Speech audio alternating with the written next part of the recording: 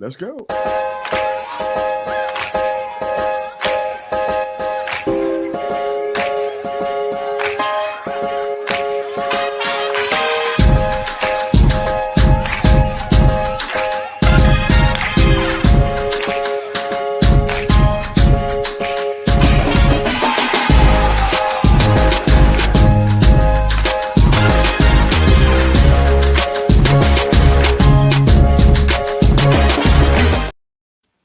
Hey, welcome back to the All-Purpose Pod for an all-purpose life, wherever you are and however you're hearing me. Call me Mr. U in 2024, baby.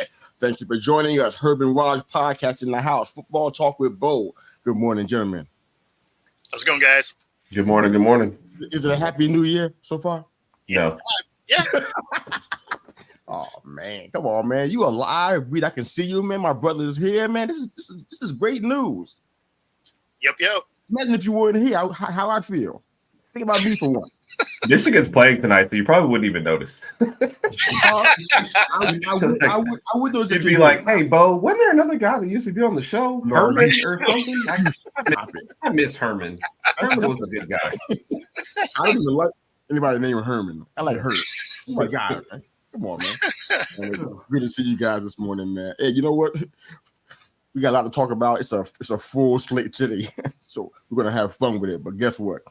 I got a little bit of a beef here with this pick 'em pool that we in together. And I got me a little bit of a beef with this thing, man. Hey, my phone blows up for everything. I'm talking about emails, texts, everything. Yep. Companies trying to get me to buy stuff, people trying to solicit me, telemarketers, everything. Why can't I get notifications for this pool? I get it for everything else in the world. I mean, you can turn them on. No, they're already on, bro. I don't get anything. Give me your phone real quick. I'll check. Right? No, I'm tech savvy. It's not happening. It's on. I mean, nobody's trying to make my picks. I need a reminder, bro. I made them this time, but I look back and look at all these guys who made no picks for like 4 weeks in a row. I'm like, I shouldn't be near the bottom of this pool. I mean, at the end of the day, I have an entire show about it. What that got to do with our pick 'em pool, man? Nada.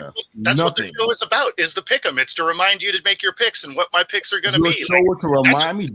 That's as big as a reminder as you. When did your show come on for the pick 'em? First thing in the morning, Thursday. Just before the picks lock.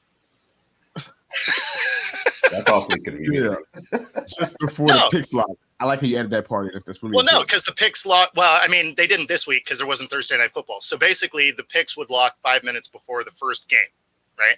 So during most of the season, you have Thursday Night Football. So at Thursday night, 5 minutes before the game, the picks lock. That morning is when I do my pick'em show. So that is nice. That is get your picks locked in. It's the last day. I don't know. I can't babysit. I got stuff going on. Babysit? Dude, I ain't asking you for no baba. Honestly, it's the first year I've used the CBS app for this, so I'm not exactly sure how everything was being sent out.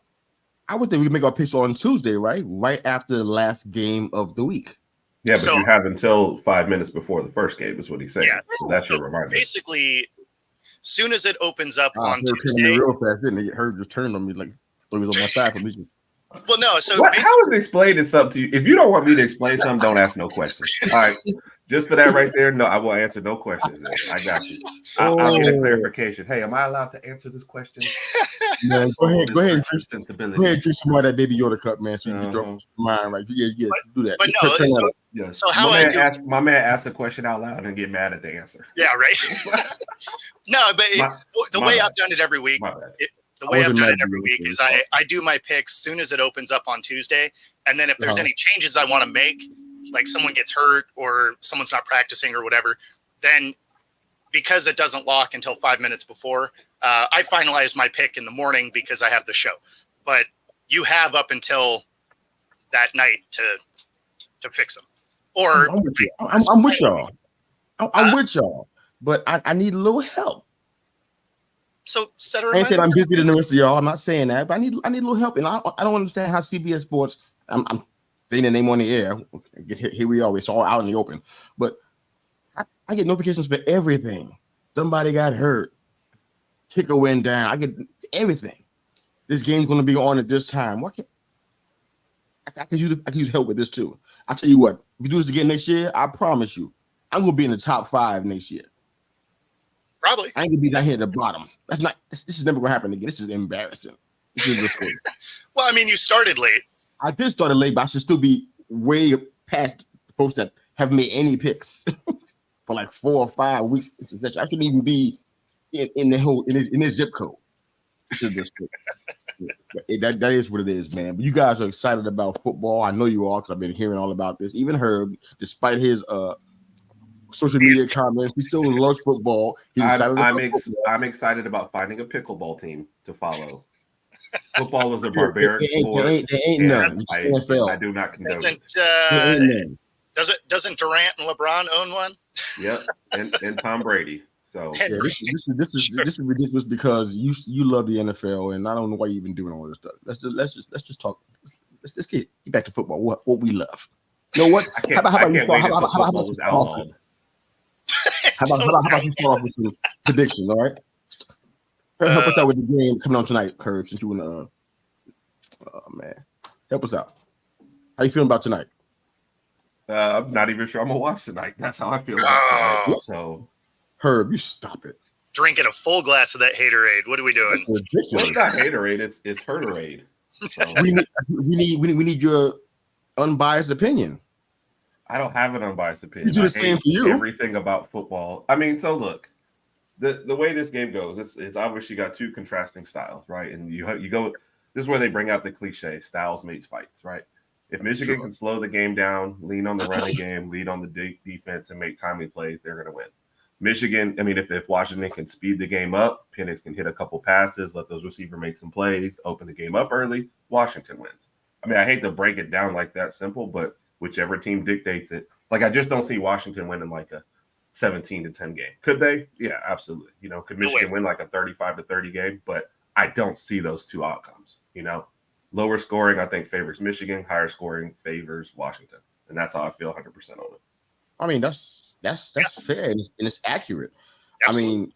I mean, I'm saying this without sounding biased because I don't want to come off that way, but it feels like a misconception about both teams that Michigan can't score a lot of points and that Washington doesn't have any kind of defensive prowess. I don't think those 2 things are true.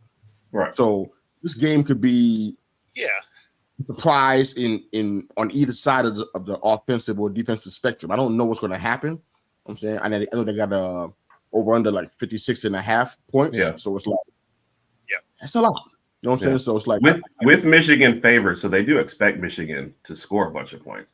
And to your point on that one, I think there's 2 things also at work.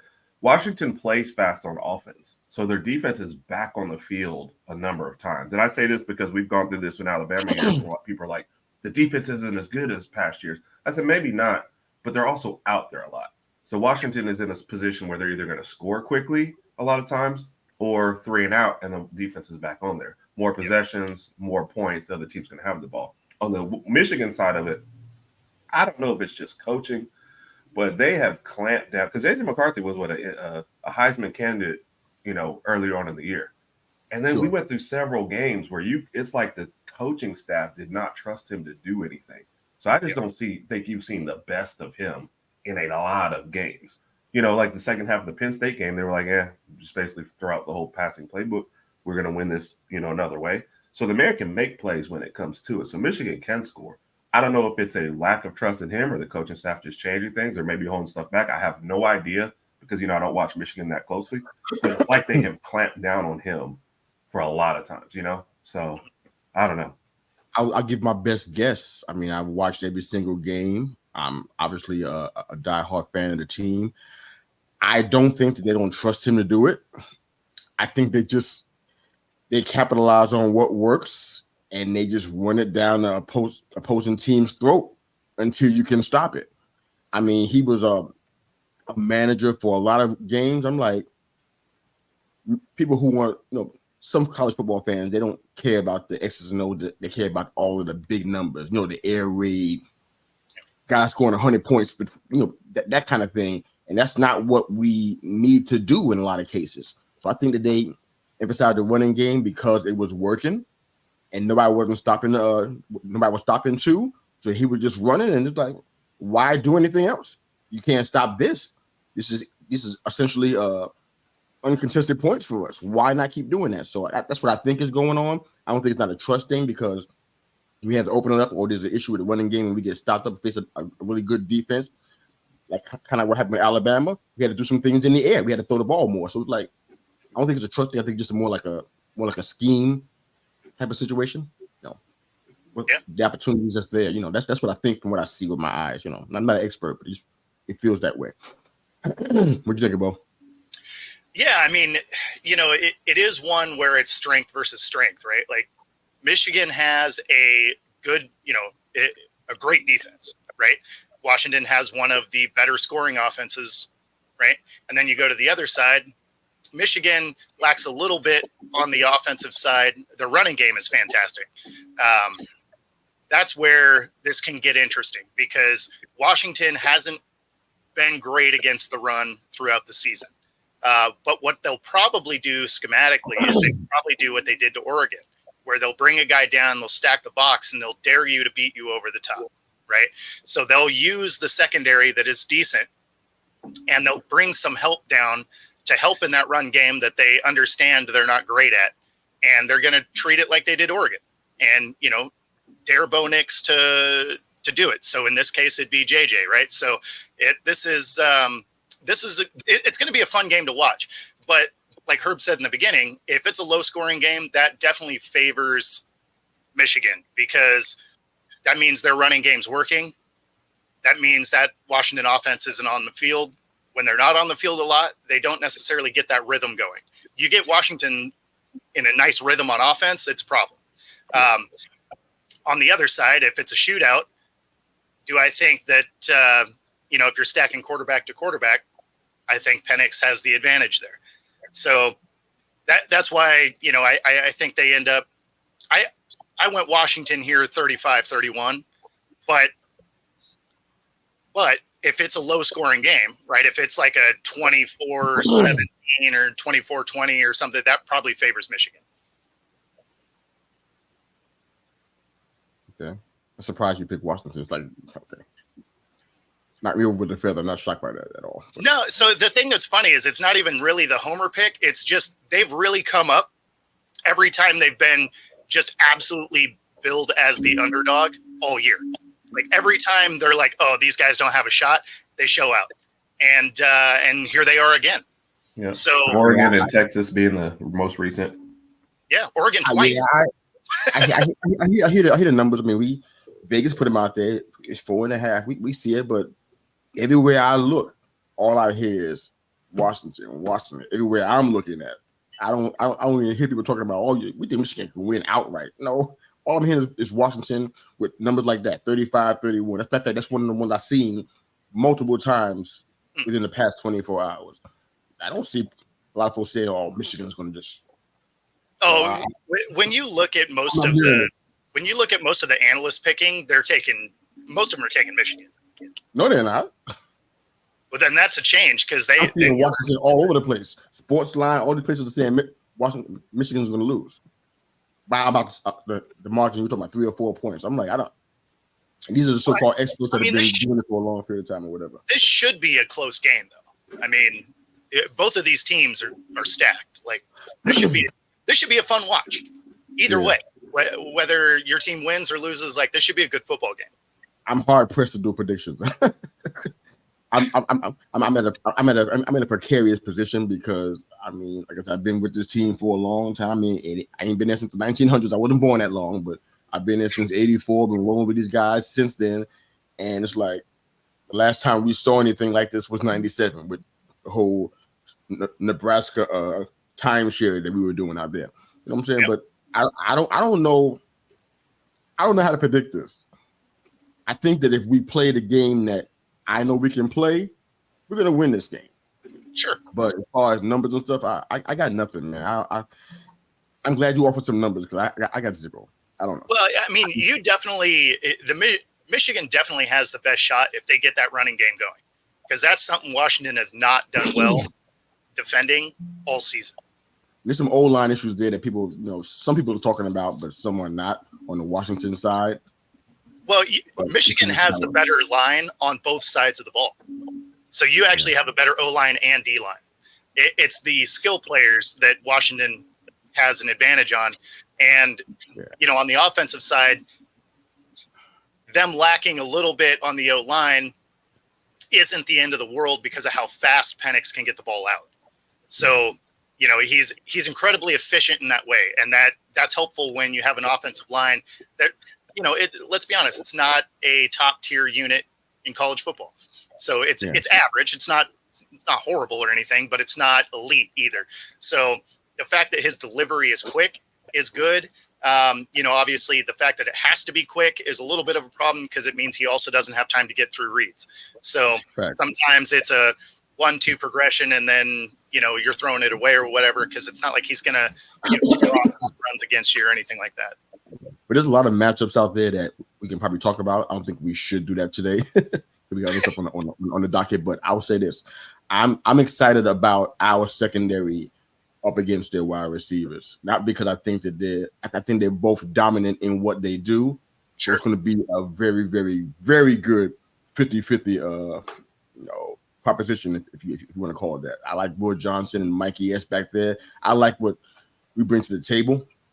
These guys are veterans who they've been there for a while. I'm excited about that aspect of the matchup. I don't think it's going to be, that could be a difference maker there. No, definitely. I mean, that's the best thing is everywhere you look on this field is a matchup where you're like, oh man, it's going to be fun to watch. Who's defending Colston? You know what I'm saying? I see a whole bunch of different matchups. I'm like, wow, this could be really good. But we'll see how that works. And Barner too, for that matter, if you want to go there. All right, into the 14 college football player. We've been talking about it for a little bit. We're going to 12 teams. I made the mistake of going down a rabbit hole. I didn't know there was no sign that said rabbit hole. I just kind of started reading stuff and looking at numbers and didn't know how I got here and how to get back out. You know what I'm saying?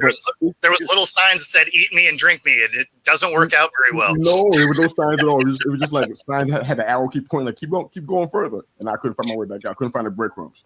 But this is weird because this is what people have been complaining about, and now they have it. I think they're gonna be complaining even more now because it's kind of weird what they got going on. They got the 4 highest ranking teams. They're gonna get a bye in the first round. I guess 6 teams that are the highest ranking get invited to the playoff at all. And then I'm trying to understand some of this stuff. The teams that are in the first round, the lowest ranked team gets to pick the venue. If I got that right, I'm like, why? To give them a more competitive advantage. I don't get that part. That can't be how that's going to go down. That's what they're saying. No. I saw the article you sent, but there's no way that's going to work that way because these bowl games are sponsorship based, right?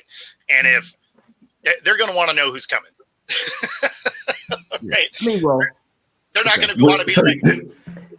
Well, you're saying like with their choices, their home field or another venue, and so I think they'll just end up choosing their home field. I think in that the case, to Bo's point, I think what you're saying is they won't pick like the the Rose Bowl or something at random, like with only a couple weeks notice. They're the lowest. They're the lowest seed, so they're probably looking for any kind of advantage they can find. They're going to find they go for the home advantage where all their fans are. That's what I would say. I think you're just going to play it at home, take another, take that money and everything. So it's just weird that they put an option out here for this. I'm like, what? Yeah. There's no way that's how it ends up because there's too many sponsorship dollars in these bowl games for it to just be at some random stadium. NCAA is going to want to control that. Yeah. And then it's talking about rotating the quarterfinals. I'm like, I got lost in this thing. I'm like, I'm good at math, but I'm lost. I don't understand what's happening. That one's weird because then all of a sudden you're like the Rose Bowl 1 year is the finals, and then one time it's a quarterfinal. So like your bowl games don't even mean the same thing year to year. Like I don't think that remains that way. I think they ultimately But isn't that how the 4 team has been working though? They've been rotating who's been hosting those games. Yeah, kind of. But like the Rose Bowl is still like a championship game, right? Like it's not a. I mean, because there's only the championship and then there's the national championship, right? Yeah, well, the semifinals and the championship. So the Rose Bowl was, but it wasn't always, right? When a couple years ago, it was just a regular bowl game. Was it? So. Yeah, I thought the Rose Bowl was always part of it now. Yeah. I could be wrong. Oh, that's every year. Yeah. All I remember. It's weird, man. Like I would imagine the first couple years of it's going to be weird, right? As they iron out some kinks, but there's no way that remains that way. One, sponsors aren't going to love, especially if a smaller school sneaks in to the 12, right? Because they had a good year. They're not going to love that as being one of their bowl games. Like they just take it. It's almost unavoidable, man. I mean, the article the same article. The Rose Bowl was every 3 years, so it wasn't part of the playoff every year. Oh, okay.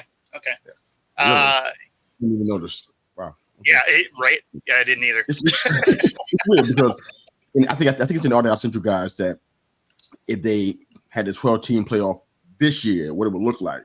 And somebody took a complaint. You talking about Liberty be playing Florida State, Ole Miss to be at Georgia, Penn State to be at Ohio State, and Missouri be playing Oregon, and the winner of that game will be playing the number 1 seed, which would probably be Michigan. I mean, people be complaining about that one too. It's like this might give people more of a chance. I mean, you got teams like a LSU and Arizona 9-3. They in this iteration of the playoff, they'll be in the playoff. Well, that's the thing, right? Like, I don't know how much complaining you would do, right? At the end of the day, you just want to get your hat in the ring. Football fans, brother. They find something to complain about. You want to get your hat in the ring. Do you want me to give you the first argument already? Oklahoma is number 12 in these rankings, right? Sure. And Liberty gets in over them. So there's your first argument. No. Like, I mean, at the end of the day, there's still going to be problems, right? Which I think is ridiculous. By the way, I don't back that argument. If you're the third best team in your conference and you're ranked number 12 or 13, like you just don't have an argument. To me, you have the whole season to prove something. So I'm not advocating for Oklahoma. I'm just telling you where it's going to come from. No. I'm with you. The thing is when it's 4 teams and you have 5 power conferences, the argument's obvious. Yeah. Right. That's stupid. Yeah, exactly. Like just on its face, you're like, well, that doesn't make sense. Right. Right. But if you go to Stop 12, introducing math, Bo. That's the problem. Stop introducing math. But if you go to 12 teams, now your argument's coming from a 2-loss team, a 3-loss team. You're like, okay, well, I mean, yeah, you have an argument because you were the 13th team, but at the same time, you were the 13th team, right? Like, it's not like you balled out all season. Like you had losses. You did things that hurt your chances to get in here. So I don't feel bad for a school that is a 2-3 loss team that, you're just outside the bubble. That happens in every level of sports. When you are an undefeated team and there's 4 spots for 5 conferences, it's like, well, yeah, I mean, that's kind of a bummer. So I like where it's going. Is there going to be arguments? Of course there is every year in any sport, but it's the most balanced. And I mean, let's be honest, Liberty, if they were playing, who are they going to play? Oregon? Like they get both Florida State. Or Florida State.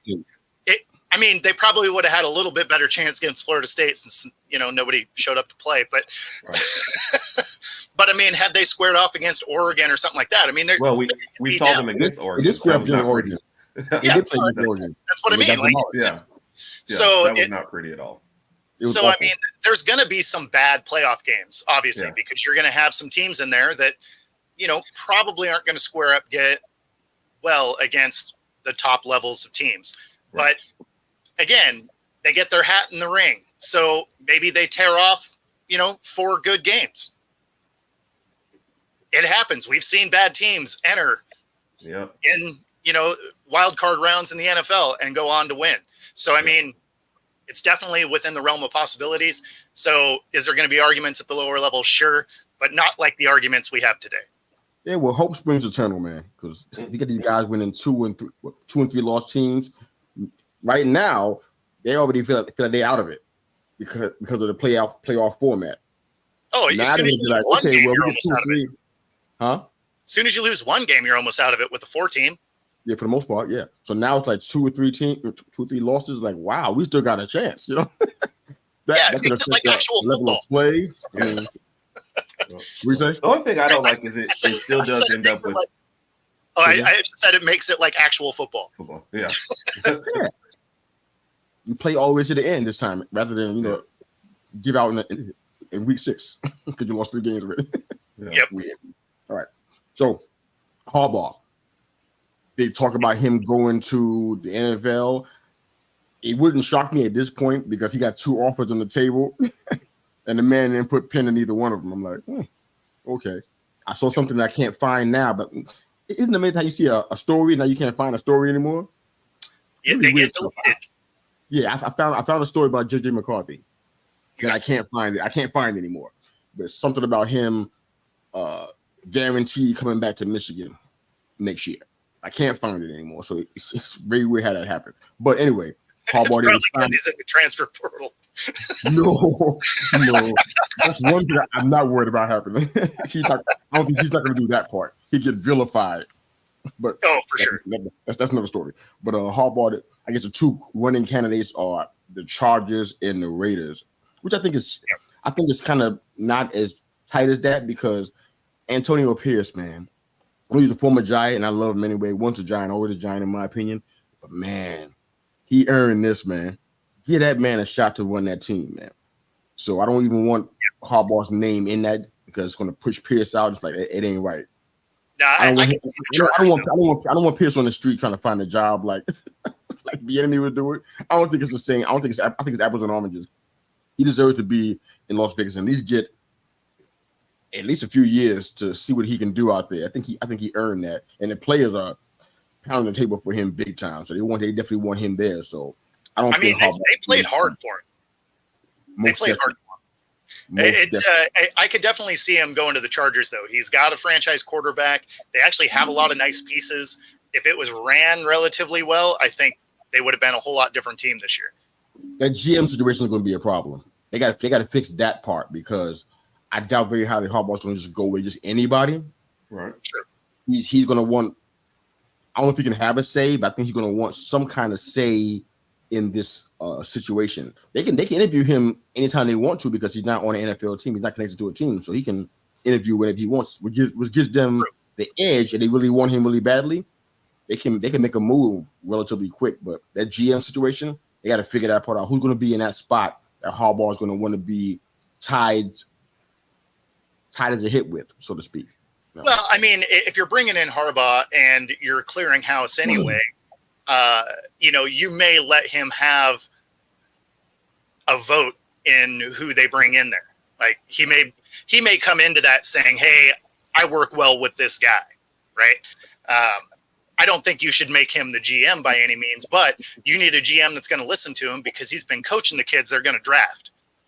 So he has a whole lot better recruiting, or scouting, I should say, a whole lot better scouting than any of the NFL scouts because he's literally coached the kids or against them. It's something that Pete Carroll was able to do in his first couple of years coming into the league from SC. Is those first few drafts were awesome because he was at the college ranks. He got to watch all these guys. So Harbaugh's going to have. I don't have any names. I don't have any names to offer. I have no idea who's even a candidate. But are you saying that it should be a well-seasoned GM or somebody kind of new to the ranks? You're just going to need someone that can deal with Harbaugh's personality. Because although he is a great coach, that man can grade on you. So, you've watched it at every level. Like he ends up with, a little bit of a contentious personality clash the longer he's with an organization. So this is one where he's going to have to bring a guy in that works well. He's a bulldog. I'll say that much. Yeah. So he's going to need a guy that he works well with. Yeah. Okay. Herb? You asked me about like whether he's going or names involved. I don't have any names. I mean, it's like you said, I'd wait till after the game. It's weird to me that all these negotiations are taking place the week of the championship game or the week of the, even before the semifinal. It's like, I hope that's not what's happening, but I hope that's not what's happening. I hope it's not that because well, you said the first two offers were on the first two offers were on the table. Even to me, the extension part talk is weird and distracting. So it's like they're just now firing the head coaches, right? Take a minute here. I know the Chargers job's been open for a minute, but like you said, there's no rush. The NFL playoffs are still going. All the candidates are still on the table. Let them focus on what's going on tonight. And then everybody sit down and make an informed decision. Because as we mentioned, I think kind of last week and on other shows, tonight's game can change a lot.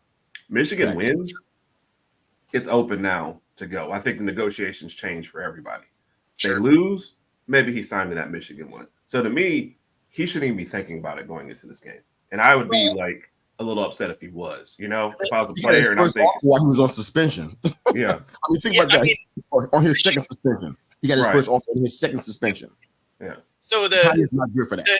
The extension talk makes sense though, because they had the clause in there that says, hey, you can't entertain an NFL contract, right? If you sign this. So they were trying to lock their guy up. So that one makes sense because they wanted to lock him up before all the coaches get fired and the jobs are officially open.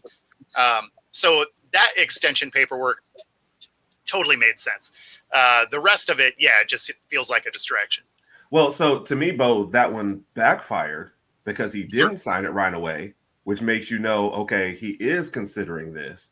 And so letting that know. Now, if these were like behind closed doors and nobody knew about that part of it and they just offered this to him and he said maybe not, that's one thing. But now, and I got to think, it's college, right? Does this actually hurt recruiting or recruits sitting there in the talk in the living room and they're going, are you leaving for the NFL next year? It just seems like way too much. So that's why I think they should have waited for that one too, just because I feel like that one backfired a little. And you know how college coaches do, right? There have been coaches out there that are recruiting against Bama that tell the recruits, hey, Saban's about to leave. So I know Ohio State sitting in the living room, Ryan Day is going, Harbaugh's about to leave anyway, right? Like, I just know that these are how these things for sure. Work. So I just feel like that part of the extension backfired on them, and it didn't go the way they wanted that to go. Well, and to your point there, if there is more talk about him visiting the Chargers, stuff like that, you're going to see commits drop off. You're going to see commits be like, oh, just kidding. I'm going to go anywhere else. Like, right. All right. So this little chat, we don't have to stay here long, but the little chat about the Eagles, all the commentators are trying to figure out what's wrong with the Eagles. This team was, 10 and 3, I think, or 10 and 1 when they started. Yeah, and 10 and 1, and then like 5 out of their last 6 with the loss to a Big Blue yesterday, which is really crazy. Talking about leaks in the locker room, like this is so about this Young and the Restless. What's going on out here? So this is like I said, I'm good with the mayhem in the organization. It doesn't make me sad. I'm good with it. You know what I'm saying? But any thoughts about this? You got to see this as a potential impact in this playoff run that they're in. They're playing the Bucks, and he might not even be picking them to win that game. So I don't know. This is going to be a weird situation. What are you guys thinking about that? If anything, if not, we can keep on moving. It's not a big deal, but what do you think? No, I think the Eagles are in trouble. Coming down the stretch here, they went 1-4 or 1-5, something like that. Like they have not played good football. Right. So yeah, if you're an Eagles fan, you got to be worried about what you're seeing because that defense hasn't shown up at all. And they got absolutely smacked against the Giants, right? A game that everybody thought they were going to roll through. So and it's not.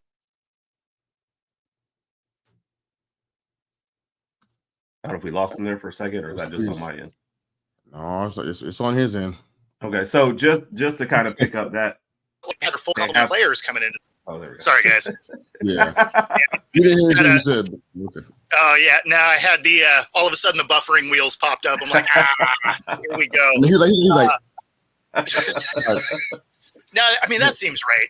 That should be the thumbnail. Me trying to lick my ear, Yeah. So, but you got to be really worried if you are an Eagles fan because they had their full complement of players. They haven't played good defense. So, I don't know if you can take them to go beat the Bucks, honestly.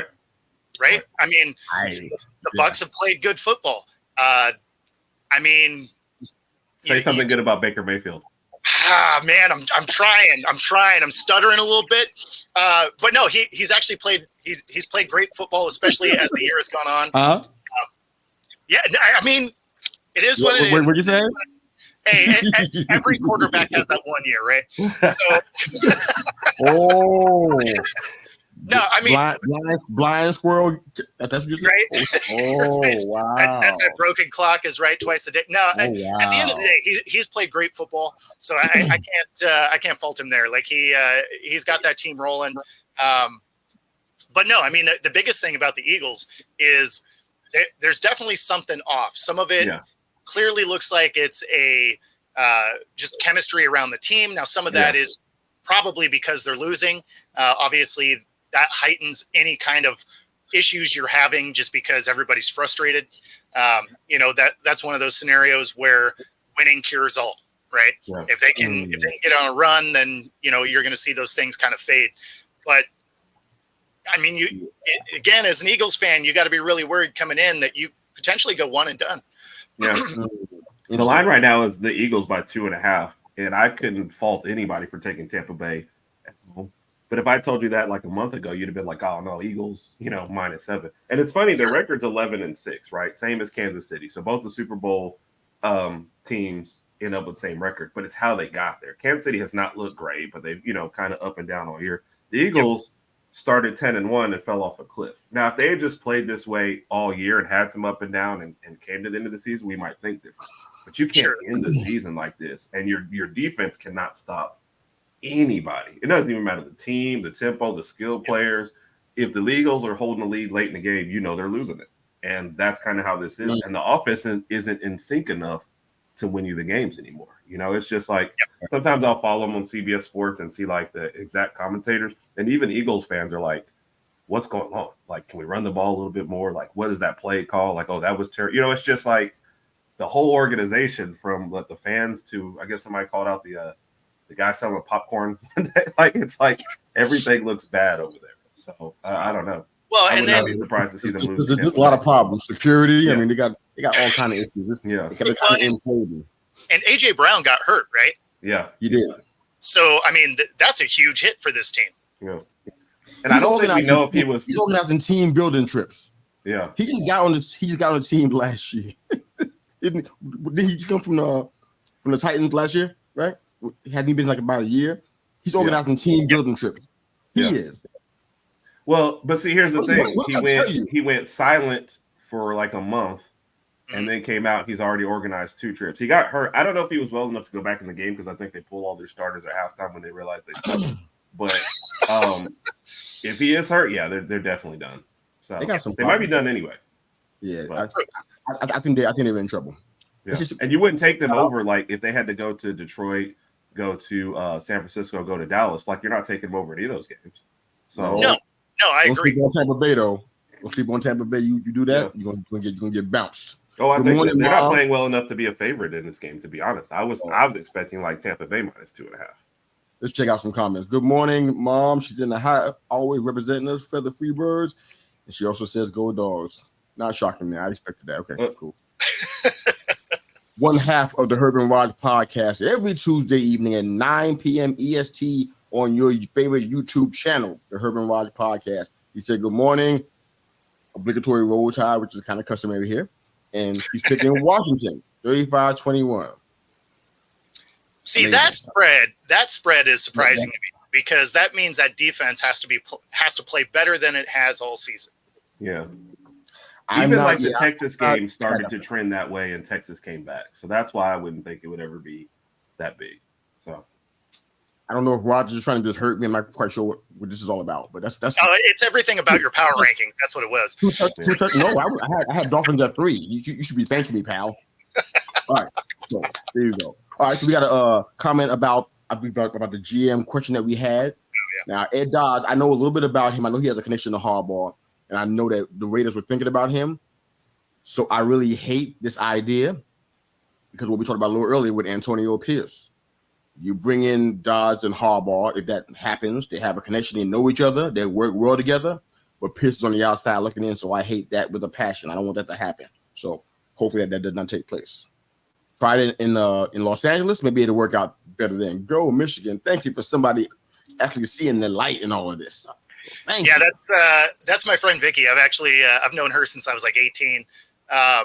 So she's out in Michigan, and so shout out to her for tuning in. Also, she's going to have a family podcast coming out this year. Sweet. Yeah. Share it with us when you get a chance. And thank you, Vicky. We appreciate you jumping in, and thank you, and go blue. All right, coaching carousel. We don't have a lot of time to stay on this, so we just talk about two things. Arthur Smith got fired yesterday. Ron Rivera is about to get fired sometime this morning. Yep. So that leaves the Raiders, the Panthers, the Falcons, and the Chargers as the 4 teams that have coaching availability, I guess. It's supposed to be that Belichick gets released today as well. They're going to have a conversation, but I'm pretty sure it's going to mean he's going to bounce. I doubt he's coming back for a 25th year. I don't see it happen. I think McConnell was safe in Michigan. In Minnesota. I think Dennis Allen has played himself into another year, which is like surprising. I didn't expect the Saints to do what they did yesterday. Yeah, I'm kind of up in the air on that. I don't think he's getting fired. I don't think Allen's getting fired this year. I feel like that's a coin flip. Because, I mean, they did really underperform with that talent. Because when they were not doing great and Kamara was still not on the team yet, you kind of get a pass there, right? Because that takes a huge element of your team away. But they lost a lot of games once he was back. Yep. And so that's where, I mean, they finished with a couple of wins, and, that last win was big. But when you look at the body of work over the season, that's where I think he could definitely still get fired, because they should have been able to win with the roster they had. They should have been able to win that division going away. Yeah, because nothing else in that division was ready to win, and they had a team that was, veterans that know what they're doing and are, all Pro Bowl caliber guys all over that roster, and instead they did what they did. All right, so you're saying it's 50-50, you think? Yeah. I mean, I still think he's in trouble. He may not get fired today, but he may still get fired. Yeah. If they look at the whole body of work, I think he's gone. And I don't think there's anybody who's actually going to defend him staying. So whatever they do in the playoffs, no matter what they do in the playoffs, he still stays. The Saints aren't in the playoffs. The Saints missed it, right? No, I said playoffs. Playoffs? Talking about playoffs? That's not in the playoffs. Okay. No, Tampa Bay to lose yesterday also for them to still make it. No, they needed so much help. The Bucs they needed Tampa to lose. Yeah. They needed the entire league to lose. So right now, sitting here right now, they're not in the playoffs. They didn't win the South. His job is not safe still. Yep. In your opinion. Okay. Yeah, I mean, definitely. No, so if you're looking at the Tampa roster. Bay had lost, they would have won the division. They'd have been 9-8 versus 8-9. So that was their only. So sitting there rooting for Carolina on your last day is probably not the best place to. Well, the other way the Saints could have got there is if Green Bay lost, Seattle lost, and the Vikings lost. So basically, if everybody lost, they get it. Yeah, that's where you don't want to be at. Right. You want to hope everybody we have a shot. It's like, do you though? Yeah. All right. So before we get into the wild card matchups and even the games that we saw yesterday, which were full of backups everywhere for the most part. Yeah. I want to ask you guys an individual question about the NFL heading into the NFL draft. Okay. Now, this is only because our teams are not in it. So the reason why we've been doing this. If you guys are playing, I would have been pestering you with this question, but because that's not the case.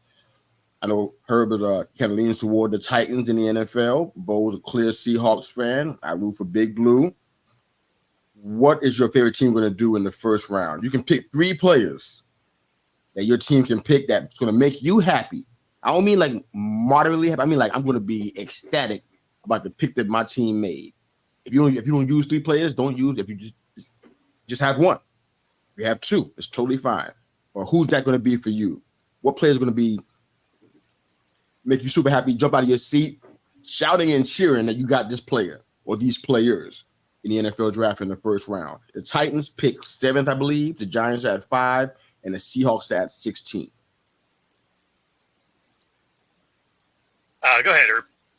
Okay, so I will preface this by saying Derrick Henry's about to leave the Titans, so they're not going to have my love anymore. I won't be rooting for that team. The only 2 T-shirts I bought NFL are Philly and the Texans. So those are the 2 teams I would like to see win. But I did go look up stuff for Tennessee on the way out. I think they're going to go with Levis at quarterback, and they've already invested enough capital in quarterback for the last 2 drafts. So it looks like line is going to be the first thing, and then maybe another pass catcher second to give Levis a little bit more help there. I think Spears, I think the way they like Spears stepped up, running back. So that'll help lessen the blow of Derrick Henry. And I even saw an article kind of floated out there that maybe he stays on a cheap deal just to retire a Titan. Not sure about that part. But the lineman from Notre Dame, and I know that's never like a sexy pick or whatever, but they've got a Titan. Joe Alt? Yeah, Joe Alt from Notre Dame. I saw somebody just mock Latham from Alabama, and they was like, that's way too high. I gave it an F. So I don't really care. I'm not tied to linemen, but whoever they pick, I think that's the first thing to do. Shore up the line a little bit more on offense. So defense played well at times. So I'm not sure the defense goes first. I'd love to see 2 offensive picks, line and then wide receiver. Do you need to pick for Eagles and the Texans? Is that what you need to do? No, I mean, I guess they'll wait till that shakes out. But for the Eagles, I'm picking like a whole team.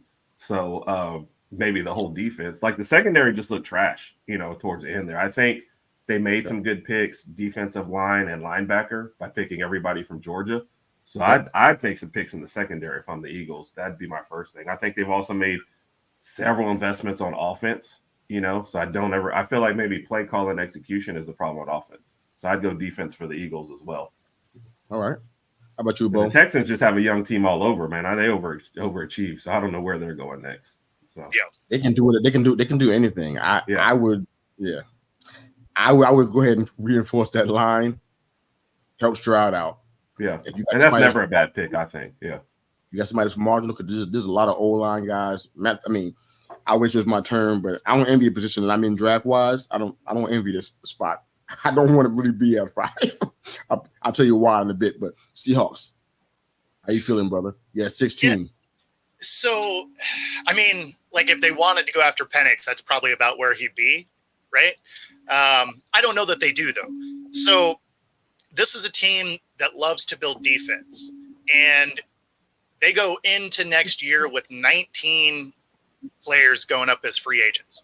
And in that, we have, let's see, we got 1, 2, 3, 4, 5, 6, 7, 8, 9, 10. So 10 of those 19 are all on the defensive side of the ball.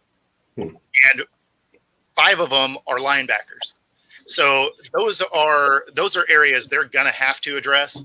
And so although it's not necessarily the sexy thing to go after, you have some massive holes that are about to form on the defensive side of the ball. And so as much as people are going to be like, oh, get another receiver and get a quarterback and all of this, it's like, okay, well, I mean, Geno can win if he can stay upright. So they're going to go into next year. Their line should be healthy. They have a couple of running backs. Their receiving trio is great. So, I mean, they have to shore up what became one of the worst defenses in the league, certainly against the run. So it's not necessarily the sexy answer, but they need defensive line and linebackers. Yeah. Will you be surprised to randomly take another running back just because that seems like what they do now? So I would. I would, just because I think they can get DJ Dallas back relatively cheap, and because you have, Walker going into his 3rd year, you're going to have Charbonnet going into his 2nd year. The guys are cheap. You have enough of them in the room that I think you're fine there. But I would be surprised if they did it again. But especially considering they have no defense. Right. Yeah. Like I said, our situation is like I don't envy this being in this spot for a few reasons. One, because we have an established left tackle in Thomas, and it's not that he's perfect or anything, but we've invested a lot in him, and he's done well for us. Unlike the tackle on the other side, so there's a lot of old tackles. There's a lot of tackles in this first round, like especially in the top 10 is a lot of them. So if you need a tackle, it would behoove you to get into the top 10 because there's so many sitting there. Top 15, a lot of QBs. If you want a QB that's not named Quinn Ewers, you better get into the top 15. Bo Nix will be in the second round. He's gonna. I don't know. And Penix has been like all over the place as far as drafts go. So I don't have a level of confidence that you do because look at what's going on with Denver. He's going to fall right in line with where Nix is going to be at. I doubt very highly they're going to bypass him to go get another piece. Not with the quarterback situation being what it is. You don't. Can't recall who the guy is behind Russell Wilson, but they don't trust him like that. Stidham? Yeah, exactly. Yeah, so they don't trust him like that. So they do like Stidham though, because not that much. Sean Payton brought him in. He wanted Stidham to start. Yeah, but they said that same thing about the Raiders situation. I don't believe that for a minute. Yeah. I don't care what he said. I don't believe that for a minute. If Knicks falls to them, they're going to take that man. Oh, sure. Yeah. It's not second round. The Broncos picking 14 or 15. They're not letting that man pass by. No way. That just seems high for Bo Nix, though. That's high for Knicks. They get somebody else if they're still on the table. They said the same thing about Penix, too. They've been mocking him in the second round since the mock draft started. Yeah, so I basically where I had Penix was right around 20, which is why I said if Seattle wanted him at 16, they could get him, right? Yeah. But and he's in Washington. I mean, it's not a hard leap. If they wanted him, they could go get him. But he's still going to be a kind of mid to late first round. And then Bo Nix is, he's probably late first round, early second round. I mean, that's kind of where I've had him for, 2 months. Yeah. Look at the quarterback needy team. They're gonna get what they need. Mm-hmm. And after that, it thins out real big time. After that, it's not great. I don't like who we are.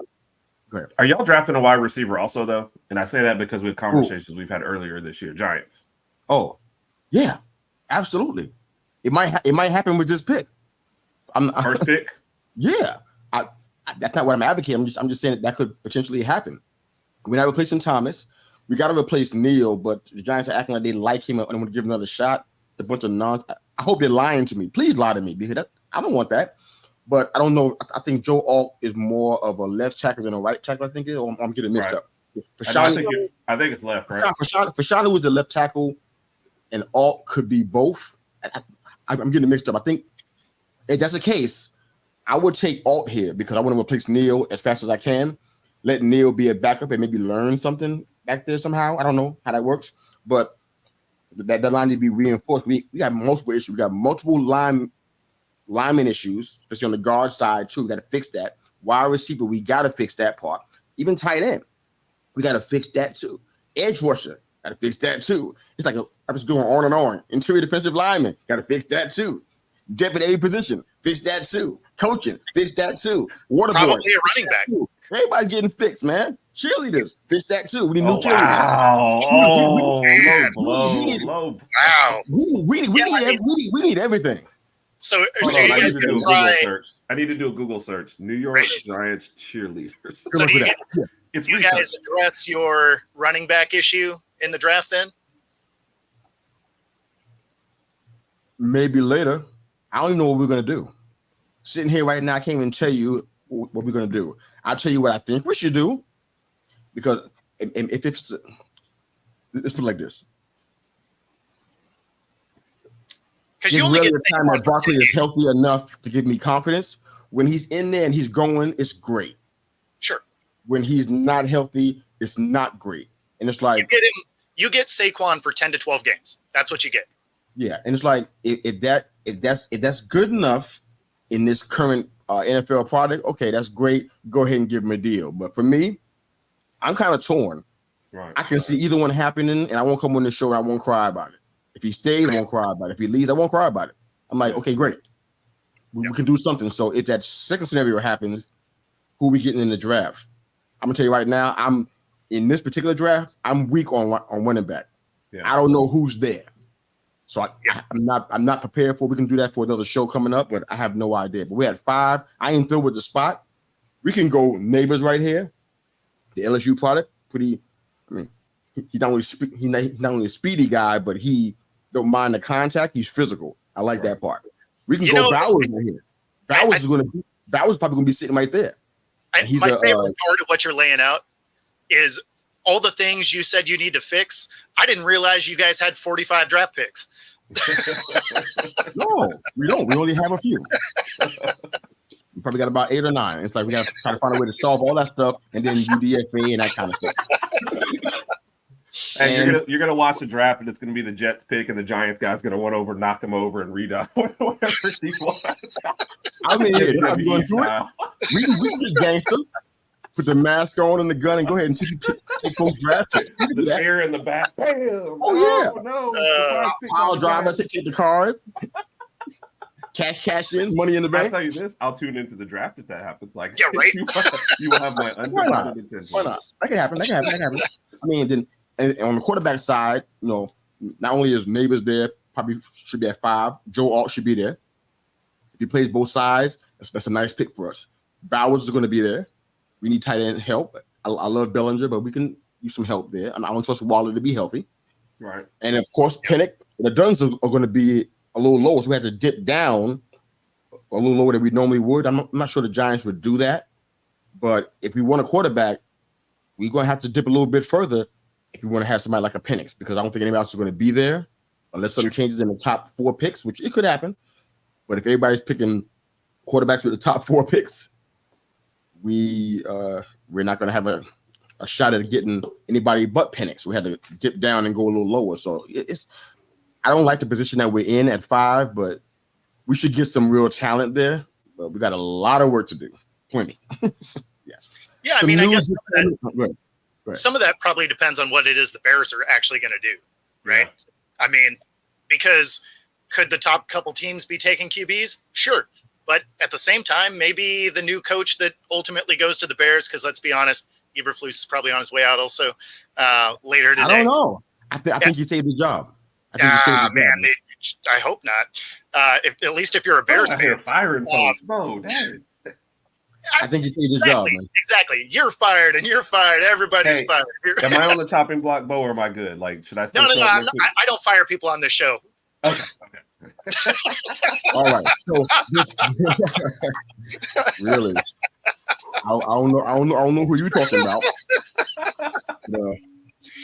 There's a couple of moves you probably can catch up on this.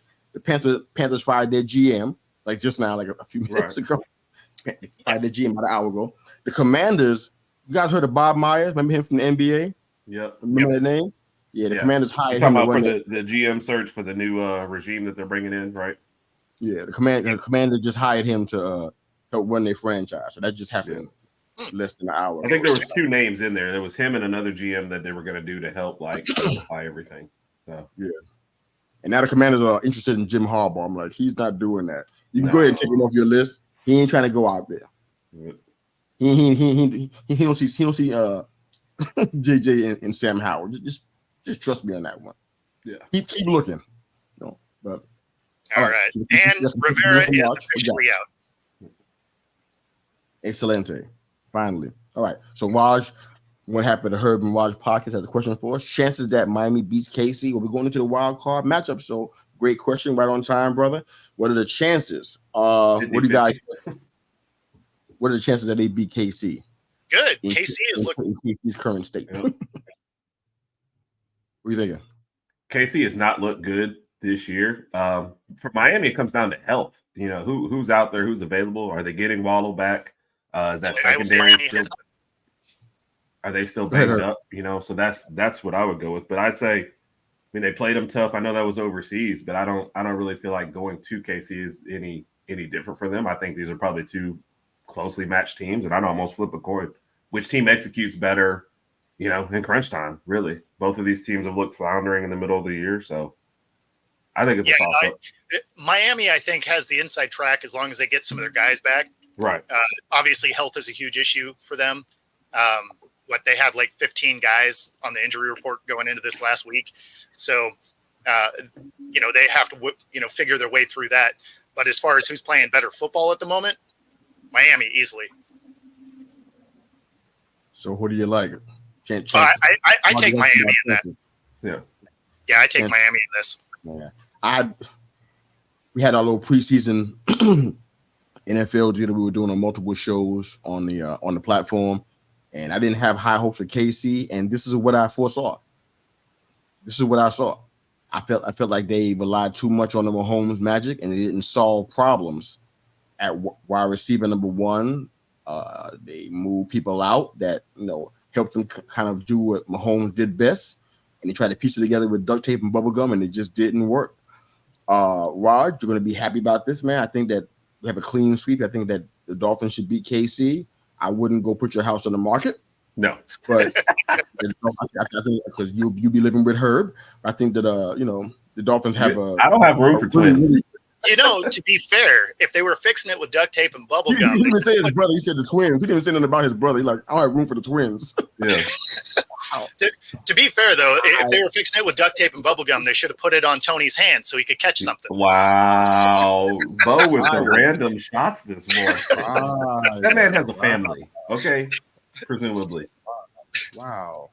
And he still does, even if he can't catch a football. Alrighty, bro. We're gonna come back to those comments that you got out there. I feel like Tony lined up off sides to distract everybody from the fact that he drops all the passes. No, I don't know if doing something else dumb is. I didn't say it was a good strategy, just a strategy. It's not. It's not that. I mean, it did overshadow all the drops, though. Because you're just like, how do you line up off sides? Yeah, you're staring at the football. Does Miami even have a first round pick? I think so. I think there's only 3 teams that don't have a first. I don't remember what they are offhand, though. I had a chart. Yeah, Miami does. They're projected to be in the 24 range right now. Because Rogers sharing some pictures. I'll share them in the comments at the end of the show. But guys, I don't think he's getting any of those 3 players. Ain't going to be there by the time they get there. No, they're going to be there. Those are wish list players. So. Copy that. Yeah. All right. Any quick thoughts about the wild card matches that we got? You want to jump into some games? What are you thinking? I mean, obviously the story with the Rams and the Lions going up against each other, that's everything the NFL could have hoped for, right? Because that's a great storyline for their media machine. But homecoming. Absolutely. For both quarterbacks. Should be a fun game to watch. It'll mean more to Goff than it does to Stafford since Stafford went on to get a ring. But it'll be a fun game. Plus, the 2 teams are playing well. So that should actually be a really just solid football game overall also. Yeah. Okay. Well, let me ask this then, since we coming up against it right now, and rather than break down games like we normally do, let me ask you guys a question. What game outcome, one, shocked you the most, or it was the outcome that you actually expected to happen? So that's a kind of a 2-part question then. What game outcome shocked you the most, and what game outcome did you actually expect to happen, and that's exactly what took place? Let's do it like that. I mean, the one that shocked me was the Eagles just getting absolutely smacked.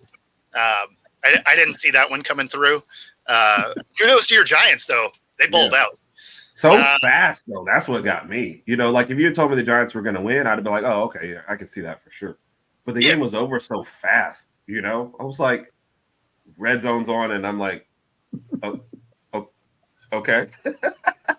And then it seemed like they even shut it down for the whole rest of the game and still won. So I'm shocked by that one too. That's not my answer, but I'm shocked by that one as well. I'm trying to figure out. Okay, I was traveling, so I couldn't see anything. I was driving from Tennessee to home. I couldn't even see anything. I'm like, tell me what happened. Y'all gotta tell me. I don't even know what happened. I mean, it's just a sign of what we can potentially be, or with this an anomaly. I mean, I don't even know the answer to none of those questions. I'm just like, all I heard was that they were just getting smashed, and notifications on my phone, popping up, touchdown, field goal. I'm like, what? Wow.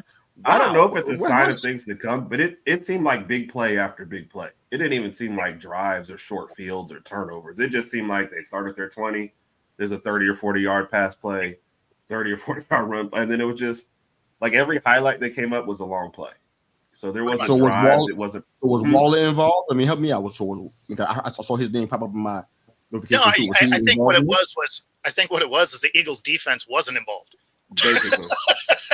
Okay. I mean, they just didn't play defense all day. Like it was, and to be honest, they really haven't for weeks. But yeah, I mean, it's That one was crazy. The one that I think was exactly what I thought it would be was the Texans versus the Colts. I thought that was going to be a battle all night and come down to a bad play. I didn't think it was just going to be an out-and-out drop. I thought it was going to be like a Minshew interception or something. But that drop, turnover on downs, ends the game. But that game mostly went the way I thought it would go. Yeah, a rough way. And then it turns out it ends up being for the division that game too. So exactly. Took me to my next one, the Titans. I mean, do I give the Titans more credit? I knew they were going to play tough in this game. But for Jacksonville, the way you started out this year and the way the division was falling apart at the time and still having a winning record in the division and then missing the playoffs completely. I mean, that's just got to be, you got to have some changes in Jacksonville, especially after what was expected. Yeah. Because they started 8-3, right? Like they were killing on fire. Yeah. But I think some of the cracks talk about the ultimate story of peaking too soon. Yeah. The Eagles want a word. I mean, true. But at least they were. At least the Eagles, they were winning ugly. Like Jacksonville was winning, right? Yeah. Like they were winning games. The Eagles were like backing into wins because something dumb would happen right at the end of a game. So for them to fall off, you kind of saw it coming. You're like, yeah, I mean, they haven't played great, but Jacksonville, like they came out, playing really good football, and then I don't know, I guess forgot how to play football. I don't know, it was weird. Down the stretch, man, they were bad. Yeah, really. Yeah, it kind of surprises me that nobody's talking about the coaching aspect of that. They're looking at Lawrence, got all these pictures and memes of him, but like nobody talking about the coaching part because this seemed to be a coaching issue because they've been up and down all the time. They're going to the game, they're going to the CNF games, Monday Night Football game that they should have won outright, and they struggled. They looked bad, and this game was probably one of the worst of them all. And it's like Peterson's name is probably not even going to come up. So the thing that's funny is I would put more pressure on their DC than Peterson because the defense is where they've really had a problem. Right, the offense has put up points. They had problems on both sides, man. That offense was to that point, real quick. So I texted a Jags fan this morning. I was like, "Big changes for the offseason." He said, "I really don't know, but I hope there's one at OC."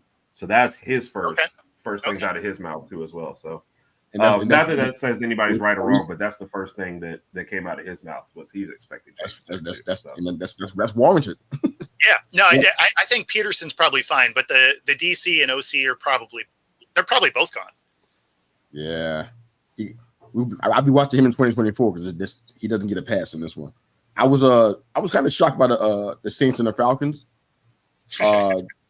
Only because I didn't think the Saints would be able to do it like this. Right.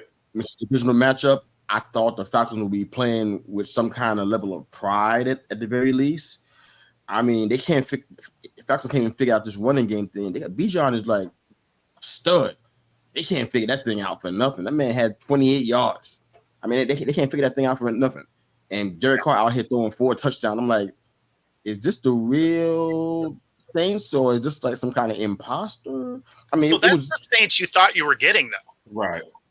You thought that. This is the first time we've seen them do this the whole season. It's like interesting. But I guess it's kind of like a half answer because it's not really the shocker of them all, but that was a shocking one to me. Philly and the Eagles, that was funny to me. I'm like, I just knew that they would come out and load up on us and do what they normally do, and oh my God, that's not at all what happened.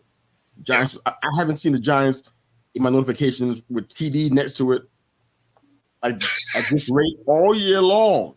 I'm like, is something wrong with the app? You kept saying Giants TD. I'm like, is this working right? I was shaking the phone. Is this right?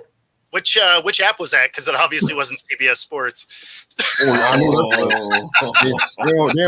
don't come through for me. So it still wasn't that app.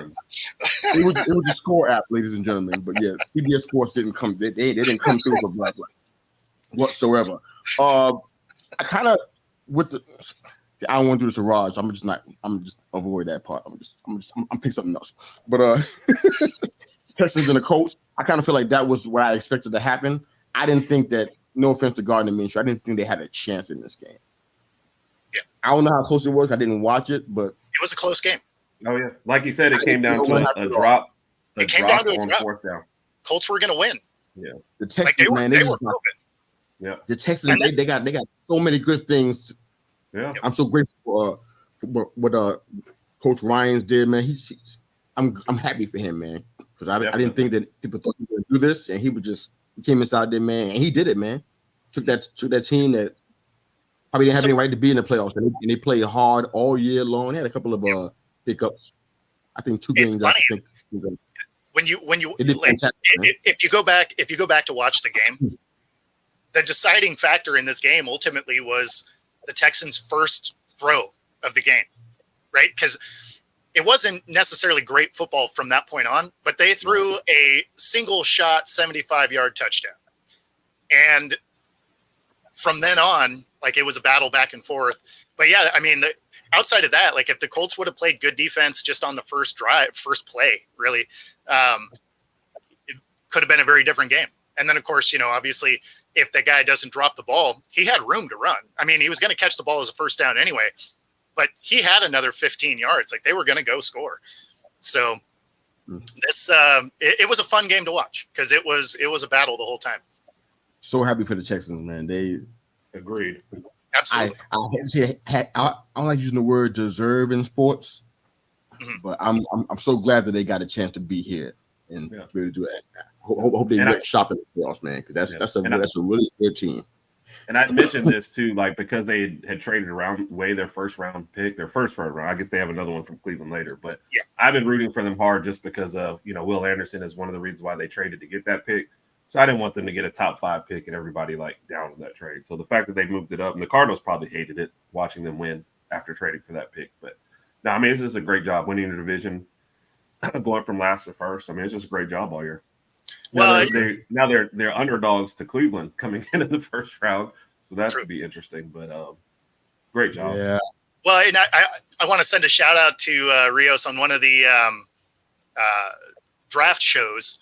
After they did the first 2 picks, he was like, "Oh, we're going to win our division." And I mean, he's a Texans fan, so I was just like, I mean, let's calm down a little bit. I had them as a 7-win team, right? Right. And I mean, they outperformed. They won their division. He was right. Hey, just shout out to him. He got that one right.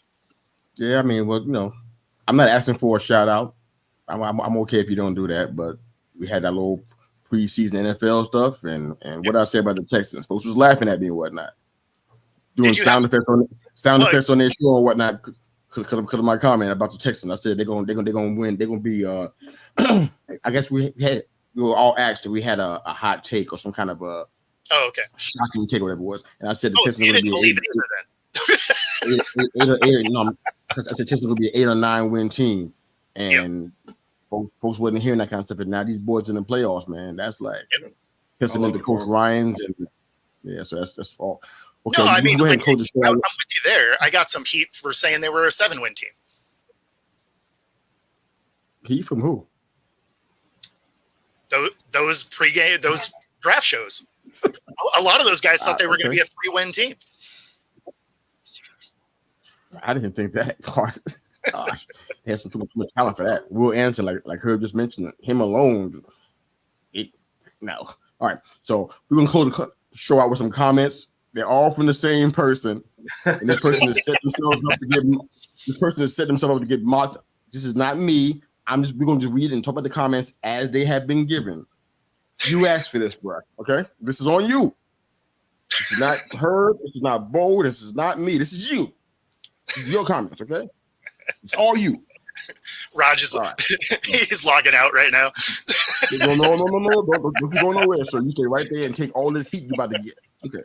This is fine.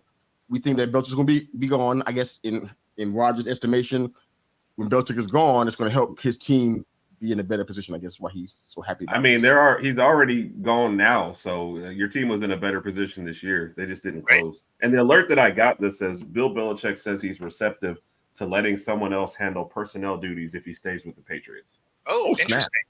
Okay. So there may obviously don't know how true that is. Yeah.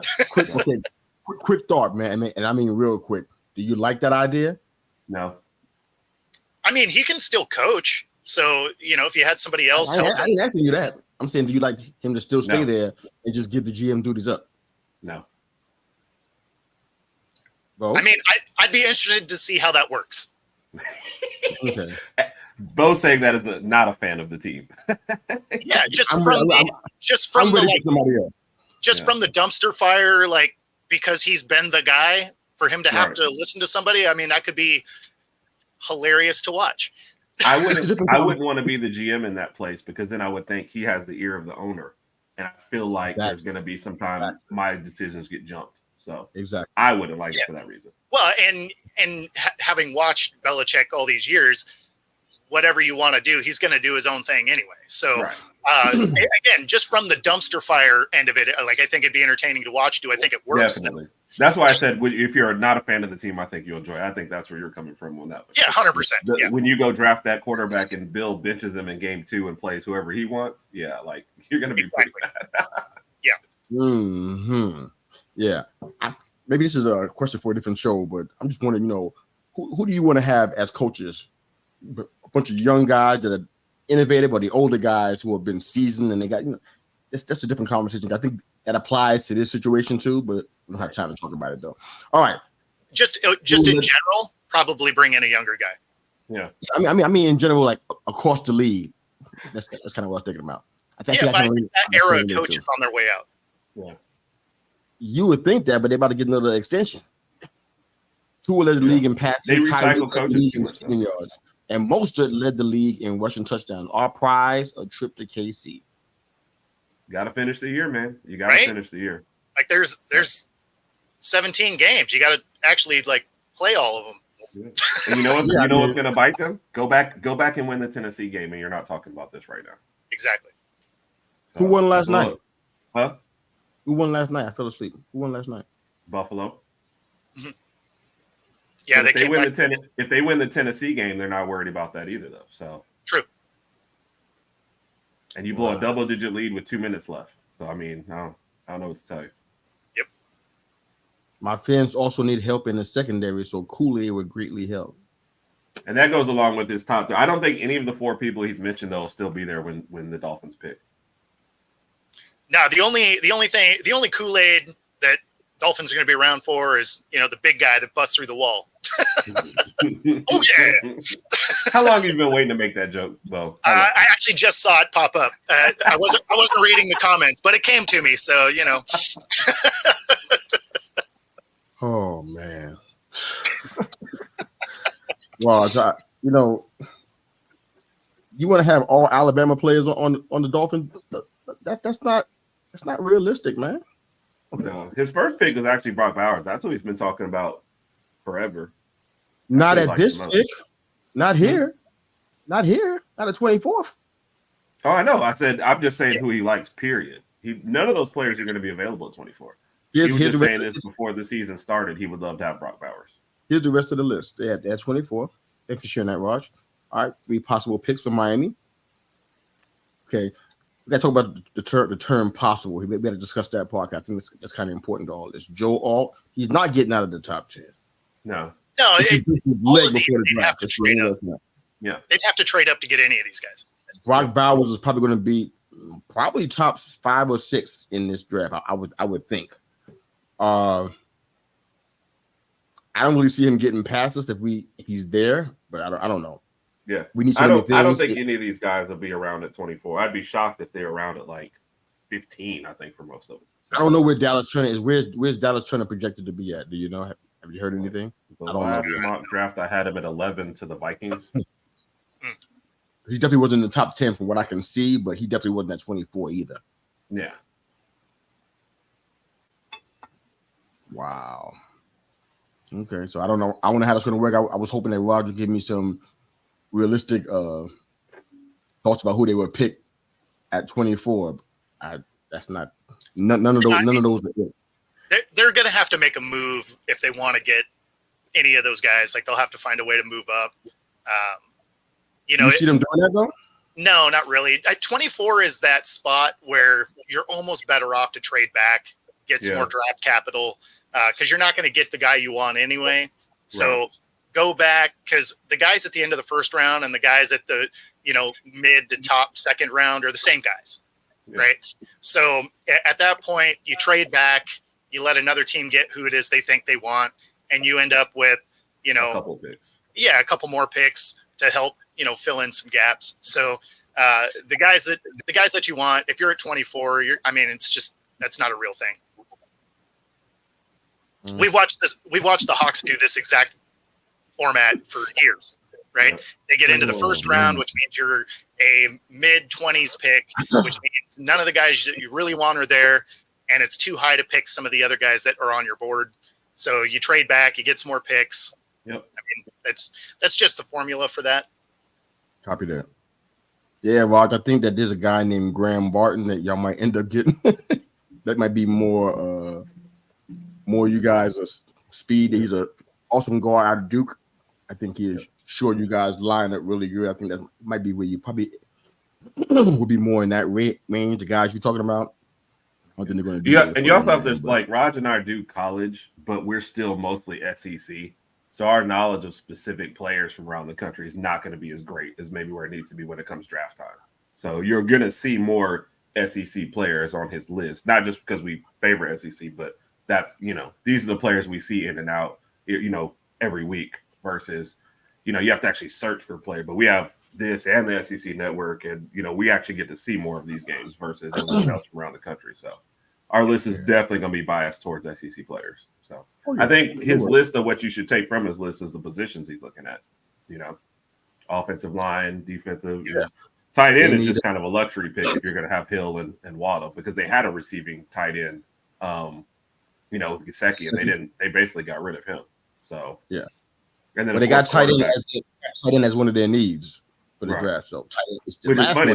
They just let that one go, and then what they needed, I guess, Brock Bowers would be great because it'd be a cheap tight end for the next 3 years while you're paying everybody, and I think they just didn't want to pay Gesicki, but he already wore out his welcome in the next stop anyway. So. Yeah. Jared Verse is the guy that Miami could be thinking about. He should be in that area. Florida State guy. Awesome pass rusher. I mean, have him on the other side where Christian Wilkins is on the other side. They can have a nice little pass rush tandem going on there, but I don't know if that's Miami's flavor or not, but okay. So any closing thoughts about the show, man? Great job as usual, guys. Heavy play we had. We didn't get through all the stuff that we had. Never do. So I guess maybe next week we can just talk about some playoff predictions and kind of go a little bit deeper next week. But any closing thoughts? I got some more comments coming in from people that I didn't realize. So let's do that real quick. All right. Kind of feel bad for the Dolphins. So many injuries at a key time. Teresa, you are totally spot on. Yep. I think Raj shares your pain too, because he had high hopes for the team, and they got the division right. So that's one thing that was a big stumbling block that teams like the Patriots would let them do for years. So they didn't. Yeah, they didn't win the division. That's the division. The Bills the did. Dolphins didn't win the Bills got it. That's why he's saying they have to go to KC. Yeah. So yeah. No, they fell completely apart. Yeah. So who's the leader? The Bills? Yeah. Oh. That's why he's saying that they have to go to KC because they didn't win the division. And that's why I was saying, had they not blown that game to the Titans, they'd still be a game up on the Bills. Or I guess exactly. But, exactly. Okay. Yeah. All right. And last comment for the day, I think. Bring on the heat. I'm here for it. LOL. Well, okay. We didn't want to bring any heat. We wanted to just kind of let you know that those things that we said were possible weren't really possible. We were trying to just help you there, but okay. Lodge, we love you. You know that. We love you, man. And I'm rooting for the Dolphins against the Chiefs, brother, just so you know that. So you can clearly hear it from me. So you hear me. There's no power ranking today. I'm just saying the Dolphins should beat the Chiefs. I hope that they do. I'm excited for you guys. All right. I don't know about Herb and Bo. They ain't saying nothing, but I'm letting you know for me. No, I did earlier. I think the Dolphins can win this game, but they do need some of their guys back. You think Wild Turkey, though? Oh, I got you. Yeah, no, I think the Dolphins can absolutely win that game. I think they're playing better football, but they do need some of their guys back. Copy that. Herbo, any closing thoughts, man? Just good luck to both of you guys tonight. Hope you all enjoy the game. Thinking about picking up a gardening show or something on HGTV tonight. So I'll miss the game, but I'm sure you guys will let me know about it in the group chat. So. Well, I've also got to clean out the garage right too. So I've got so much. Well, stuff. actually, I have some things that I'm gonna have to do tonight. I would love to just push that stuff out and stay focused on U of M, but I don't know if I can do that. So I might be coming in late. So I'm going to watch the championship game. Yeah, it's not a plan. It's not something I enjoy. I'm trying to work it out. But now, I'm definitely going to be watching the game. In fact, if you are here in Western Washington, I'm going to go watch it at Buffalo Wild Wings in Linwood. Come out and say hi. Oh, I didn't know other places actually were going to be still showing the game tonight. I thought it would just be on like PBS or something. I was hoping. PBS. Well, solid 7. See that? I'll take that dad joke. Oh man! True story. That was one of our Christmas gifts to Rod. He has a dad jokes button. Yeah. He hits it and gets a dad joke. Oh, that's awesome. That is awesome. Awesome. Great show, guys. Thanks again for jumping in with your expertise. It's been a fun show, and we had fun. We went longer than we normally do, and it's all good. I love it. Starting 2024 off with a bang, man. But tell everybody where they can find you guys, man, and we're going to go ahead and shut it down. Go ahead, Herb. At Raj Herb. That's on Twitter or whatever y'all want to call it. _, baby. Yeah, and then check us out on YouTube, Herb Raj Podcast on YouTube, where we post all our videos, including our championship game breakdown and picks for tonight if you want to see that. And the usual places, Spotify, Apple Music, that kind of thing for the podcast. Yep. And then of course for me, you can see me here every Monday morning. You can see us all together again for the Wednesday wrap up Wednesday morning, same time. And on my YouTube channel at Football-Talk, and of course on Roku now 5 days a week. Awesome. Say bye-bye to the people, y'all. Love you.